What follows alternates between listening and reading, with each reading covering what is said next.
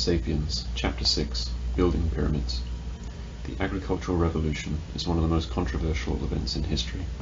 Some partisans proclaim that it set humankind on the road to prosperity and progress. Others insist that it led to perdition. This was the turning point, they say, where Sapiens cast off in intimate symbiosis with nature and sprinted towards greed and alienation. Whichever direction the road led, there was no going back. Farming enabled populations to increase so radically and so rapidly that no complex agricultural society could ever again sustain itself if it returned to the hunter-gathering.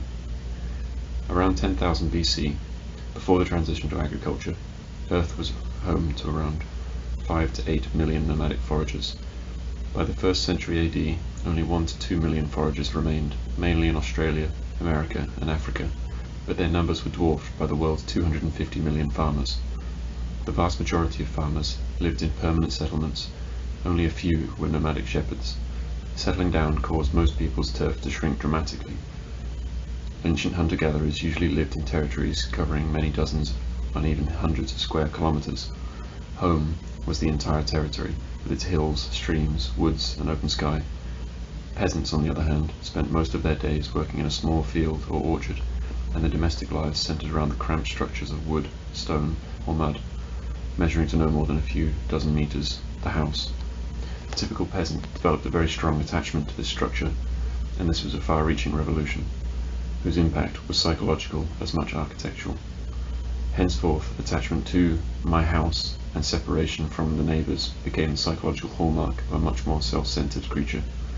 The new agricultural territories were not only far smaller than those of ancient foragers, but also far more artificial. Aside from the use of fire, hunter-gatherers made few deliberate changes to the lands from which they roamed. Farmers, on the other hand, lived in artificial human islands that they laboriously carved from the surrounding wilds. They cut down forests, dug canals, cleared fields, built houses, ploughed furrows, and planted fruit trees in tidy rows. The resulting artificial habitat was meant only for humans and their plants and their animals, and was fenced off by walls and hedges. Farmer families did all they could to keep out wayward weeds and wild animals. If such interlopers made their way in, they were driven out. If they persisted, their human antagonists sought ways to exterminate them. Particularly strong defences were erected around the home, and from the dawn of agriculture until this very day, billions of humans armed with branches, swatters, shoes, poison sprays have waged relentless war against the diligent ants, furtive roaches, and adventurous spiders, and misguided beetles that constantly infiltrate the home and the human domicile. For most of history, these man-made enclaves remain very small, surrounded by expanses of untamed nature. The Earth's surface measures around 510 million square kilometers, of which 155 million is land. As late as AD 1400, the vast majority of farmers, along with their plants and animals, clustered together in an area of just 11 million square kilometers, 2% of the planet's surface. Everywhere else was too cold, too hot, too dry, too wet, or otherwise unsuited for cultivation. This minuscule 2% of the Earth's surface constituted the stage on which history unfolded. People found it difficult to leave their artificial islands. They could not abandon their houses, fields, and granaries without grave risk of loss. Furthermore, as time went on, they accumulated more and more things, objects, not easily transportable, that tied them down. Ancient farmers might seem to us dirt poor, but a typical family possessed more artifacts than an entire forager tribe. Sapiens, the coming of the future. While agricultural space shrank, agricultural time expanded. Foragers usually didn't waste much time thinking about the next month or next summer. Farmers sailed into their imagination years and decades into the future. Foragers discounted the future because they only lived from hand to mouth and could only preserve food or accumulate possessions with difficulty. Of course, they clearly engaged in some advanced planning. The creators of the cave paintings of Chauvet, Lassault, and Altamira almost certainly intended for them to last generations. Social alliances and political rivalries were long-term affairs. It often took years to repay a favour or to avenge a wrong. Nevertheless, in the subsistence economy of hunting and gathering, there was an obvious limit to such long-term planning. Paradoxically, it saved foragers a lot of anxieties. There was no sense in worrying about the things that they could not influence. The agricultural revolution made the future far more important than it had ever been before. Farmers must always keep the future in mind and must work in its service. Agricultural economy was based on the seasonal cycle of production, compromising long months of cultivation followed by short peak periods of harvest. On the night following the end of a plentiful harvest, the peasants might celebrate for all they were worth, but within a week or so they were again up at dawn for a long day in the field. Although there was enough food for today, next week and next month, they had to worry about next year and the year after that. Concern about the future was rooted not only in seasonal cycles of production, but also in the fundamental uncertainty of agriculture. Since most villagers lived by cultivating a very limited variety of domesticated plants and animals, they were at the mercy of droughts, floods, and pestilence. Peasants were obliged to produce more than they consumed so they could build up reserves. Without grain in the silo, jars of olives in the cellar, cheese in the pantry, and sausages hanging from the rafters, they would starve in bad years, and bad years were bound to come sooner or later. A peasant living on the assumption that bad years would not come did not live long. Consequently, from the very advent of agriculture, worries about the future became major players in the theatre of the human mind. Where farmers depended on rains to water the fields, the onset of the rainy season meant that each morning the farmers gazed towards the horizon, sniffing the wind and straining their eyes. Is that a cloud? Would the rains come on time? Would there be enough? Would violent storms wash the seeds from the fields and batter down the seedlings? Meanwhile, in the valleys of Euphrates, Indus, and the Yellow Rivers, other peasants monitored, with no less trepidation, the height of the water. They needed the rivers to rise in order to spread the fertile topsoil washed down from the highlands, and to enable the vast irrigation systems to fill with water. But floods that surged too high or came down the wrong time could destroy the fields as much as a drought. Peasants were worried about the future not just because they had more cause to worry, but also because they could do something about it. They could clear another field, dig another irrigation channel, sow more crops. The anxious peasant was as frenetic and hard-working as the harvester ant in the summer, sweating to plant olive trees whose oil would be pressed by his children and grandchildren, and putting off until the winter or the following year the eating of the food that he craved today. The stress of farming had far-reaching consequences. It was the foundation of large-scale and political social systems. Sadly, the diligent peasants almost never achieved the future economic security that they craved through their hard work in the present. Everywhere rulers and elites sprang up, living off the peasants' surplus food and leaving them only with the bare substance. These forfeited food surpluses fueled politics, wars, art, and philosophy. They built palaces, forts, monuments, and temples until the late modern era. More than 90% of humans were peasants who rose each morning to till the land by the sweat of their brows. The extra they produced fed a tiny minority of elites, kings, government officials, soldiers, priests, artists, and thinkers who fill the history books. History is something that very few people have been doing while everyone else was ploughing the fields and carrying water buckets. Sapiens, an imagined order. The food surpluses produced by peasants, coupled with new transportation technology, eventually enabled more and more people to cram together, first into large villages, then into towns, and finally into cities, all of them joined together by new kingdoms and commercial networks. Yet in order to take advantage of these new opportunities, food surpluses and continued transportation were not enough. The mere fact that one can feed 1,000 people in the same town or 1,000,000 people in the same kingdom does not guarantee that they can agree how to divide the land and the water, how to settle disputes and conflicts, and how to act in times of drought or war. And if no agreement can be reached, strife spreads, even if the storehouses are bulging. It was not food shortages that caused most of history's wars and revolutions. The French Revolution was spearheaded by affluent lawyers, not by famished peasants. The Roman Republic reached the height of its power in the 1st century BC, when treasure fleets from throughout the Mediterranean enriched the Romans beyond their ancestors' wildest dreams. And yet it was at that moment of maximum affluence that the Roman political order collapsed into a series of deadly civil wars. Yugoslavia in 1991 had more than enough resources to feed all its inhabitants, and still disintegrated into a terrible bloodbath. The problem at the root of such calamities is that humans evolved for millions of years in small bands of a few dozen individuals.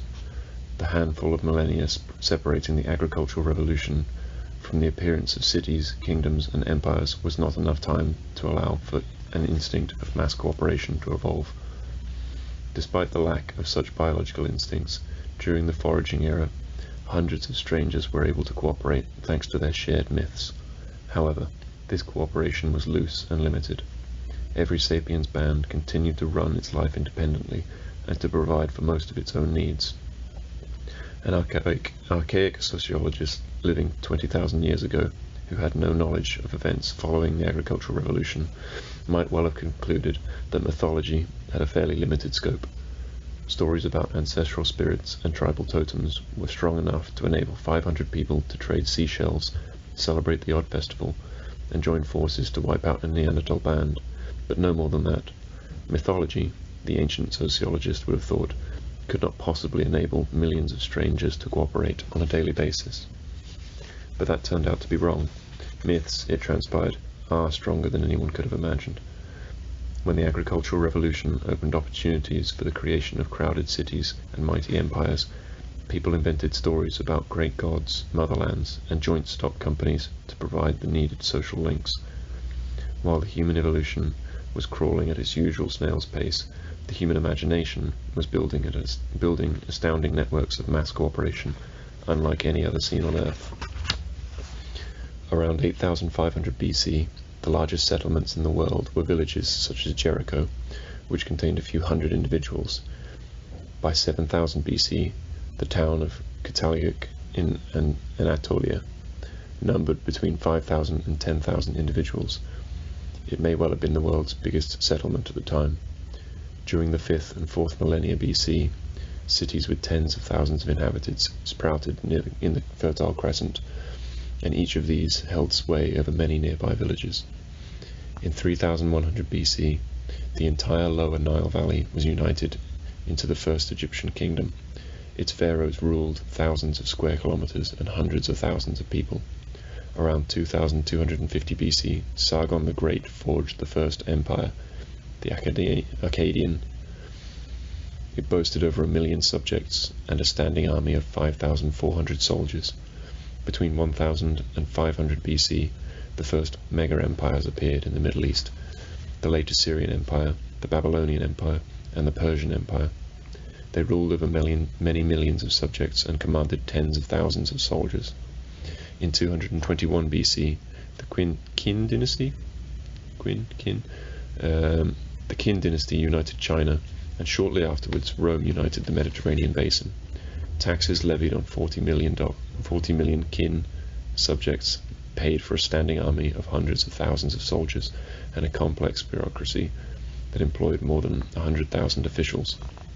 The Roman Empire, at its zenith, collected taxes from up to 100 million subjects.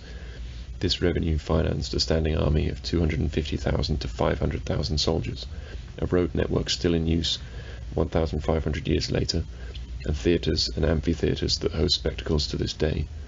Impressive, no doubt, but we mustn't harbour any rosy illusions about the mass cooperation networks operating in Pharaohic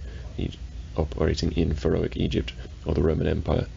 Cooperation sounds very altruistic, but is not always voluntary and seldom egalitarian. Most human cooperation networks have been geared towards oppression and exploitation. The peasants paid for the burgeoning cooperation of networks with their precious food surpluses, despairing when the tax collector wiped out an entire year of hard labour with a single stroke of his imperial pen. The famed Roman amphitheatres were often built by slaves, so that wealthy and idle Romans could watch other slaves engage in vicious gladiatorial combat. Even prisons and concentration camps are single cooperation networks, and can function only because thousands of strangers somehow manage to coordinate their actions. All of these cooperation networks from the cities of ancient Mesopotamia, the Kin and Roman empires, were imagined orders. The social norms that sustained them were based neither on ingrained instincts or on personal acquaintances, but rather on belief in shared myths. How can myths sustain entire empires? We have already discussed one such example, Persia. Now let's examine two of the best-known myths in history. The Code of Hammurabi of 1776 BC, which served as a cooperation manual for hundreds of thousands of ancient Babylonians, and the American Declaration of Independence of 1776 AD, which today still serves as a cooperation manual for hundreds of millions of modern Americans. In 1776, Babylon was the world's biggest city. The Babylonian Empire was probably the world's largest, with more than 1 million subjects. It ruled most of Mesopotamia, including the bulk of modern Iraq and parts of present-day Syria and Iran. The Babylonian king, most famous today, was Hammurabi. His fame is due primarily to the text that bears his name, the Code of Hammurabi.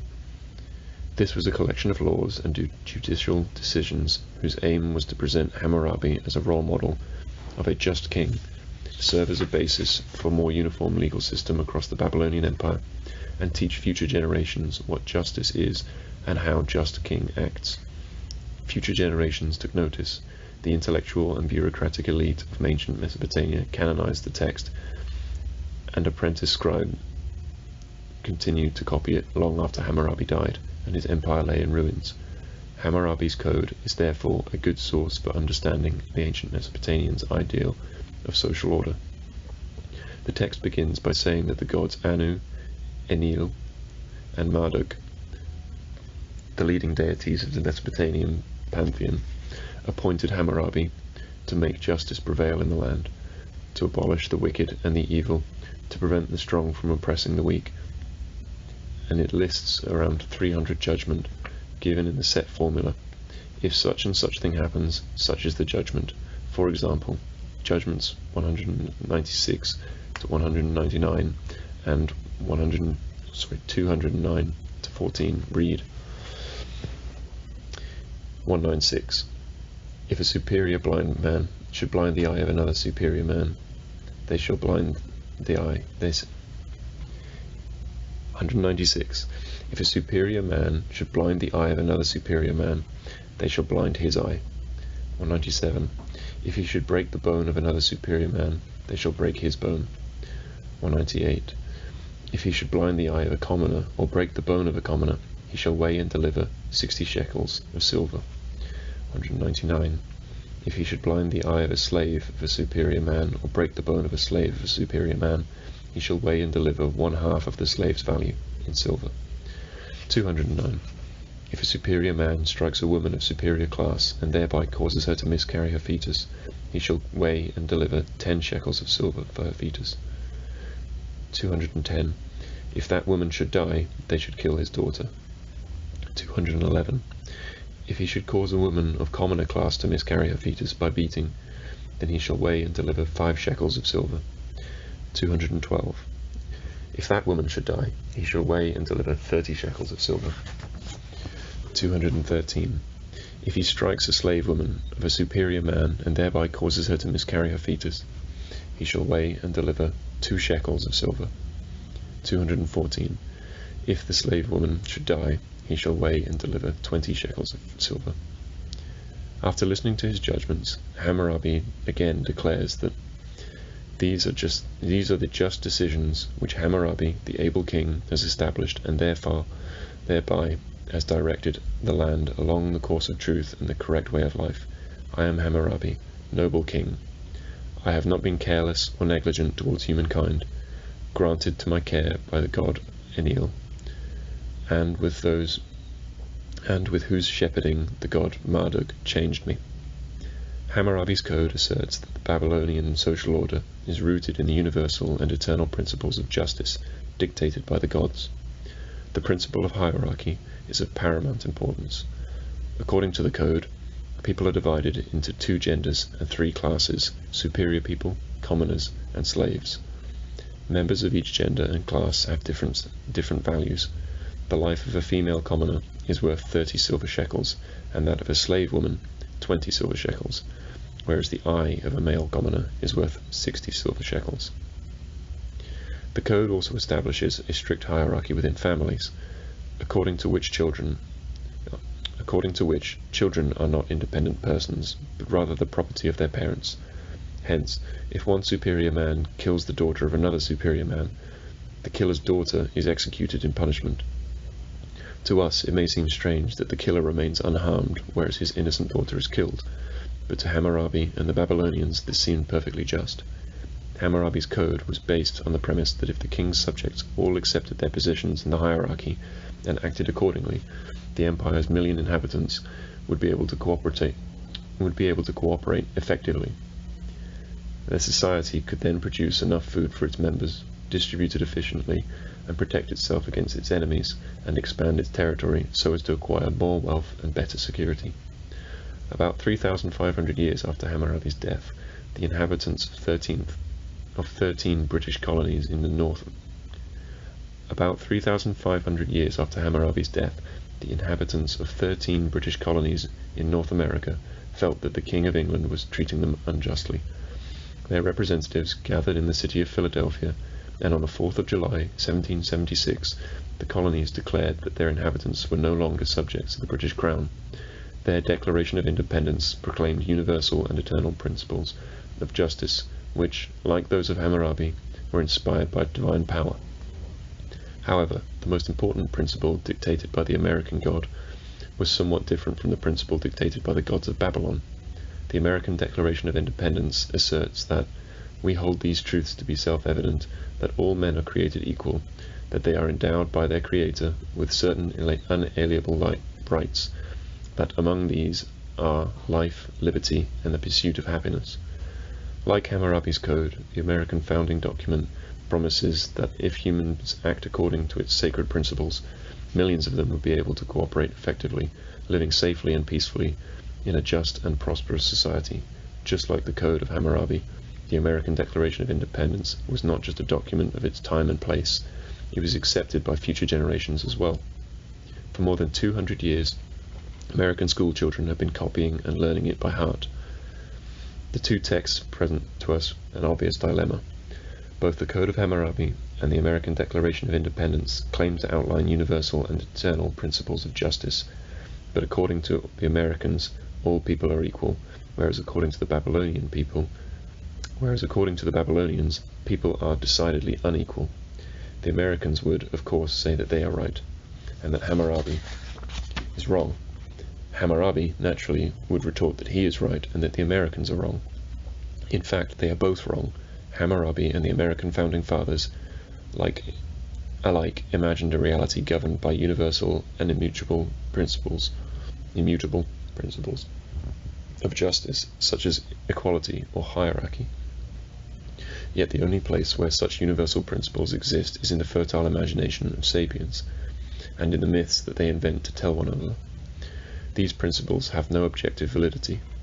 It's easy for us to accept that a division of people into superiors and commoners is a figment of the imagination, yet the idea that all humans are equal is also a myth. In what sense do all humans equal one another? Is there any objective reality outside the human imagination in which we are truly equal? Are all humans equal to one another biologically? Let us try to translate the most famous line of the American Declaration of Independence into biological terms. We hold these truths to be self-evident, that all men are created equal, and that they are endowed by their Creator with certain unalienable rights, and that among these are life, liberty, and the pursuit of happiness. According to the science of biology, people were not created, they have evolved, and they certainly did not evolve to be equal. The idea of equality is inextricably entwined with the idea of creation. The Americans got the idea of equality from Christianity, which argues that every person has a divinely created soul, and that all souls are equal before God. However, if we do not believe the Christian myths about God, creation, and souls, what does this mean that all people are equal? Evolution is based on difference, not on equality. Every person carries a somewhat different genetic code and is exposed from birth to different environmental influences. This leads to the development of different qualities that carry with them different chances of survival. Created equal should therefore be translated into evolved differently. Just as people were never created, neither, according to the science of biology, is there a creator who endows them with anything. There is only a blind evolutionary process, devoid of any purpose, leading to the birth of individuals. Endowed by their creator should be translated simply into born. Equally, there are no such things as rights in biology. There are only organs, abilities, and characteristics. Birds fly not because they have the right to fly, but because they have wings, and it's not true that these organs, abilities, or characteristics are unalienable. Many of them undergo constant mutations, and may well be completely lost over time. The ostrich is a bird that lost its ability to fly, so unalienable rights should be translated into mutable characteristics. And what are the characteristics that evolved in humans? Life, certainly, but liberty? There's no such thing in biology. Just like equality, rights, and limited liability companies, liberty is something that people have invented that exists only in imagination. From a biological viewpoint, it is meaningless to say that humans in democratic societies are free, whereas humans in dictatorships are unfree. And what about happiness? So far, biological research has failed to come up with a clear definition of happiness, or a way to measure it objectively. Most biological studies acknowledge only the existence of pleasure, which is more easily defined and measured. So, life, liberty, and the pursuit of happiness should be translated into life and the pursuit of pleasure. So here is that line from the American Declaration of Independence, translated into biological terms. We hold these truths to be self-evident, that all men evolve differently, that they are born with certain mutable characteristics, and that among these are life and the pursuit of pleasure. Advocates of equality and human rights may be outraged by this line of reasoning. Their response is likely to be, we know that people are not all equal biologically, but if we believe that we are all equal in essence, it will enable us to create a stable and prosperous society. I have no argument with that. This is exactly what I mean by imagined order. We believe in a particular order not because it is objectively true, but because believing in it enables us to cooperate effectively and forge a better society. Imagined orders are not evil conspiracies or useless mirages. Rather, they are the only way that large numbers of humans can cooperate effectively. Bear in mind, though, that Hammurabi might have defended his principle of hierarchy using the same logic. I know that superiors, commoners, and slaves are not inherently different kinds of people, but if we believe that they are, it will enable us to create a stable and prosperous society. Sapiens, True Believers. It's likely that more than a few readers squirmed in their chairs while reading the preceding paragraphs. Most of us today are educated to react in such a way. It's easy to accept that Hammurabi's code was a myth, but we do not want to hear that human rights are also a myth. If people realize that human rights exist only in the imagination, there isn't any danger that isn't there a danger that our society will collapse? Voltaire said about God that there is no God, but don't tell that to my servant, lest he murder me at night. Hammurabi would have said the same about the principles of hierarchy, and Thomas Jefferson about human rights. Homo sapiens has no natural rights, just as spiders, hyenas, and chimpanzees have no natural rights. But don't tell that to our servants, lest they murder us at night. Such fears are well justified. The natural order is a stable order.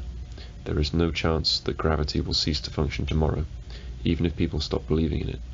In contrast, an imagined order is always in danger of collapse, because it depends upon myths, and myths vanish once people stop believing in them. In order to safeguard an imagined order, continuous and strenuous efforts are imperative.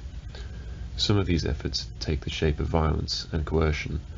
Armies, police forces, courts, and prisons are ceaselessly at work, forcing people to act in accordance with the imagined order.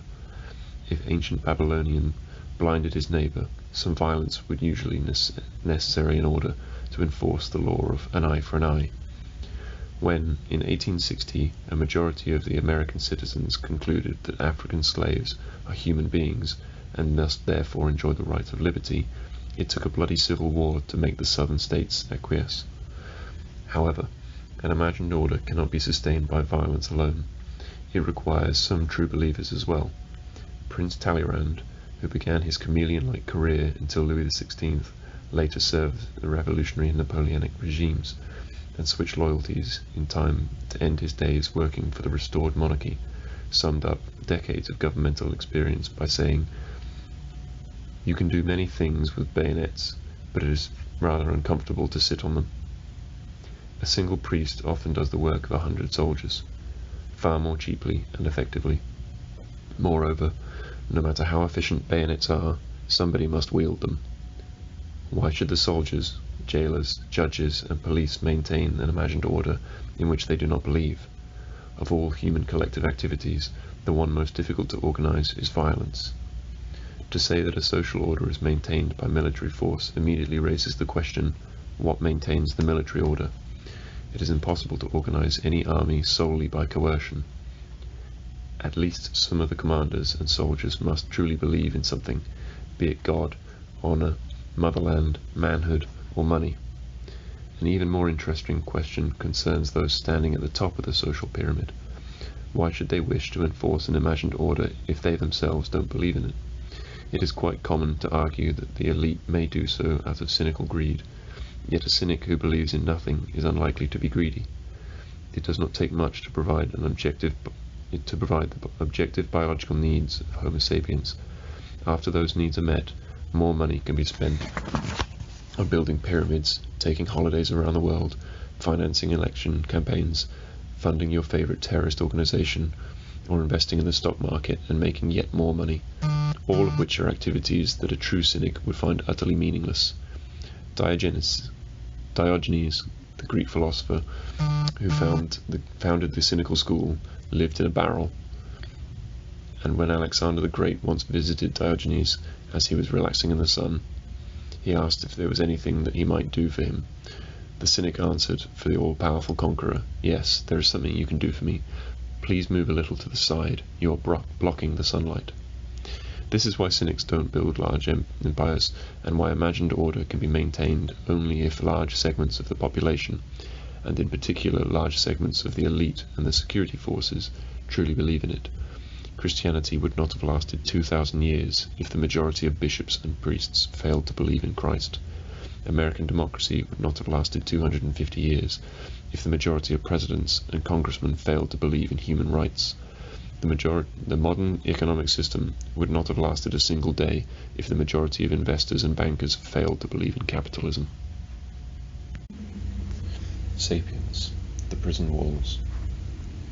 How do you cause people to believe in an imagined order such as Christianity, democracy, or capitalism? First, you never admit that the order is imagined. You always insist that the order sustaining society is an objective reality created by the great gods or by laws of nature. People are unequal, not because Hammurabi said so, but because Emil Marduk decreed it. People are equal, not because Thomas Jefferson said so, but because God created them that way. Free markets are the best economic system, not because Adam Smith said so, but because these are the immutable laws of nature. You should also educate people thoroughly. From the moment they are born, you constantly remind them of the principles of the imagined order, which are incorporated into anything and everything. They are incorporated into fairy tales, dramas, paintings, songs, etiquette, political propaganda, architecture, recipes, and fashions. For example, people today believe in equality, so it's fashionable for rich kids to wear jeans, which were originally working class attire. In the Middle Ages, people believed in class divisions, so no young nobleman would have worn a peasant's smock. Back then, to be addressed as Sir or Madam was a rare privilege reserved for the nobility and often purchased with blood. Today, all polite correspondence, regardless of the recipient, begins with Dear Sir or Madam. The humanities and social sciences devote most of their energies to explaining exactly how the imagined order is woven into the tapestry of life. In the limited space at our disposal, we can only scratch the surface. Three main factors prevent the people from realizing the order of organizing their lives exists only in their imagination. Firstly, the imagined order is embedded in the material world. Though the imagined order exists only in our minds, it can be woven into a material reality around us and even set into stone. Most Westerners today believe in individualism.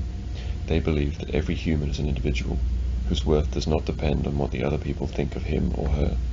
Each of us has within ourselves a brilliant ray of light that gives value and meaning to our lives.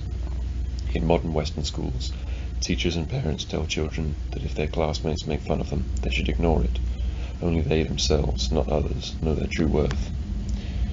In modern architecture, this myth leaps out of the imagination to take shape in stone and mortar.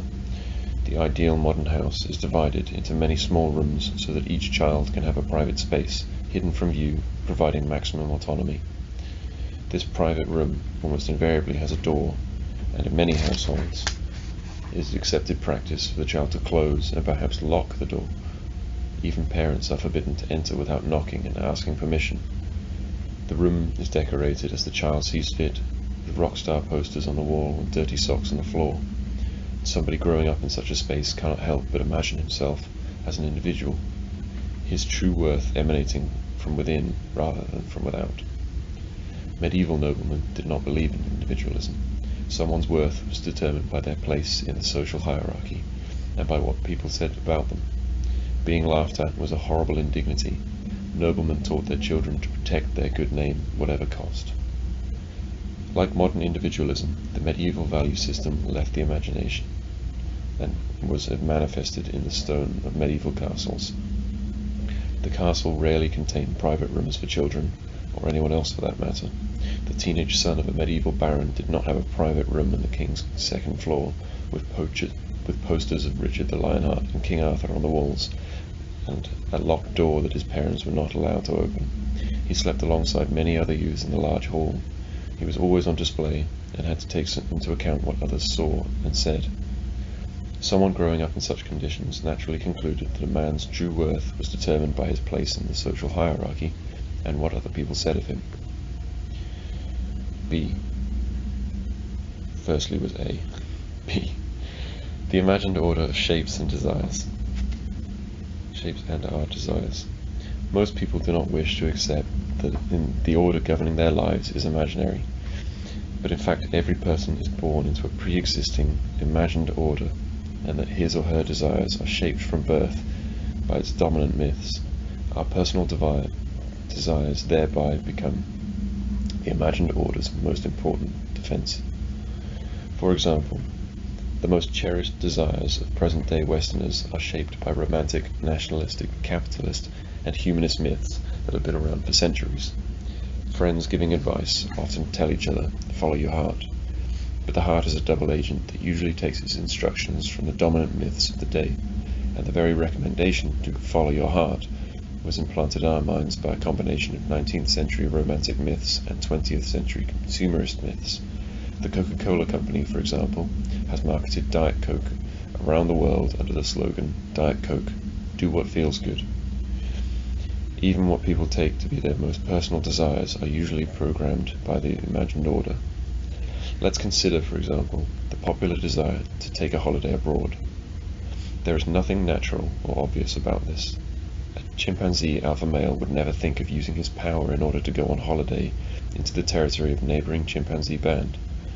The elite of ancient Egypt spent their fortunes building pyramids and having their corpses mummified, but none of them thought of going shopping in Babylon or taking a skiing holiday in the Phoenicia. People today spend a great deal of money on holidays abroad because they are true believers in the myths of romantic consumerism. Romanticism tells us that in order to make the most of our human potential, we must have as many different experiences as we can. We must open ourselves to a wide spectrum of emotions, and we must sample various kinds of relationships. We must try different cuisines. We must learn to appreciate different styles of music. One of the best ways to do this is to break free from our daily routine, leave behind our familiar setting, and go travelling in the distant lands where we can experience the culture, the smells, the tastes, and the norms of other people. We hear again and again the romantic myths about how a new experience opened my eyes and changed my life. Consumerism tells us that in order to be happy, we must consume as many products and services as possible. If we feel that something is missing or not quite right, then we probably need to buy another product: a car, new clothes, organic food, or a service: housekeeping, relationship therapy, yoga classes. Every television commercial is another little legend about how consuming some product or service will make life better. Romanticism, which encourages variety, meshes perfectly with consumerism. Their marriage has given birth to the infinite market of experience on which modern tourism industry is founded. The tourism industry does not sell flight tickets and hotel bedrooms. It sells experiences. Paris is not a city, nor India a country. They are both experiences, the consumption of which is supposed to widen our horizons, fulfill our human potential, and make us happier. Consequently, when the relationship between a millionaire and his wife is going through a rocky patch, he takes her on an expensive trip to Paris. The trip is not a reflection of some independent desire, but rather of an ardent belief of the myths of romantic consumerism. A wealthy man in ancient Egypt would never have dreamed of solving a relationship crisis by taking his wife on holiday to Babylon. Instead, he might have built for her a sumptuous tomb that she had always wanted. Like the elite of ancient Egypt, most people in most cultures dedicate their lives to building pyramids. Only the names, shapes, and sizes of these pyramids change from one culture to the other. They may take the form, for example, of a suburban cottage with a swimming pool and an evergreen lawn, or a gleaming penthouse with an enviable view.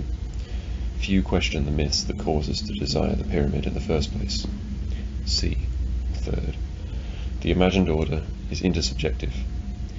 Even if, by some superhuman effort, I succeeded in freeing my personal desires from the grip of the imagined order, I am just one person. In order to change the imagined order, I must convince millions of strangers to cooperate with me, for the imagined order is not a subjective order existing in my own imagination. It is rather an intersubjective order existing in the shared imagination of thousands of millions of people. In order to understand this, we have to understand the difference between objective, subjective, and intersubjective. An objective phenomenon exists independently of human consciousness and human beliefs. Radioactivity, for example, is not a myth. Radioactive emissions occurred long before people discovered them, and they are dangerous even when people do not believe in them. Mary Curie, one of the discoverers of radioactivity, did not know during her long years of studying radioactive materials that they could harm her body. While she did not believe that radioactivity could kill her, she nevertheless died of aplastic anemia, a disease caused by the overexposure to radioactive materials. The subjective is something that exists depending on the consciousness and beliefs of a single individual. It disappears or changes if that particular individual changes his or her beliefs. Many a child believes in the existence of an imaginary friend who is invisible and inaudible to the rest of the world. The imaginary friend exists solely in the child's subjective consciousness, and when the child grows up and ceases to believe in it, the imaginary friend fades away. The intersubjective is something that exists within the communication network linking the subjective consciousness of many individuals. If a single individual changes his or her beliefs, or even dies, it is of little importance. However, if most individuals of the network die or change their beliefs, the intersubjective phenomenon will mutate or disappear. Intersubjective phenomena are neither malevolent frauds nor insignificant charades. They exist in a different way from physical phenomena such as radioactivity, but their impact on the world may still be enormous. Many of history's most important drivers are intersubjective: law, money, goods, nations. Peugeot, for example, is not the imaginary friend of Peugeot's CEO. The company exists in the shared imagination of millions of people. The CEO believes in the company's existence because of the board of directors also believes in it. As do the company's lawyers, the secretaries in the nearby office, the tellers in the bank, the brokers in the stock exchange, and the car dealers from Australia to France. If the CEO alone were to suddenly stop believing in Peugeot's existence, he'd quickly land in the nearest mental hospital, and someone else would occupy his office. Similarly, the dollar, human rights, and the United States of America exist in the shared imagination of billions, and no single individual can threaten their existence. If I alone were to stop believing in the dollar, in the human rights, or in the United States, it wouldn't much matter. These imagined orders are intersubjective, and so in order to change them, we must simultaneously change the consciousness of billions of people, which is not easy. A change of such magnitude can be accomplished only by the help of a complex organization, such as a political party, an ideological movement, or a religious cult. However, in order to maintain such complex organizations, it is necessary to convince many strangers to cooperate with one another. And this will only happen if these strangers believe in some shared myths. It follows that in order to change an existing imagined order, we must first believe in an alternative imagined order. In order to dismantle Persia, for example, we need to imagine something more powerful, such as the French legal system. In order to dismantle the French legal system, we need to imagine something even more powerful, such as the French state. And if we would like to dismantle that too, then we'll have to imagine something yet even more powerful. There is no way out of our imagined order. When we break down our prison walls and run towards freedom, we are in fact running towards a more spacious exercise yard of a bigger prison.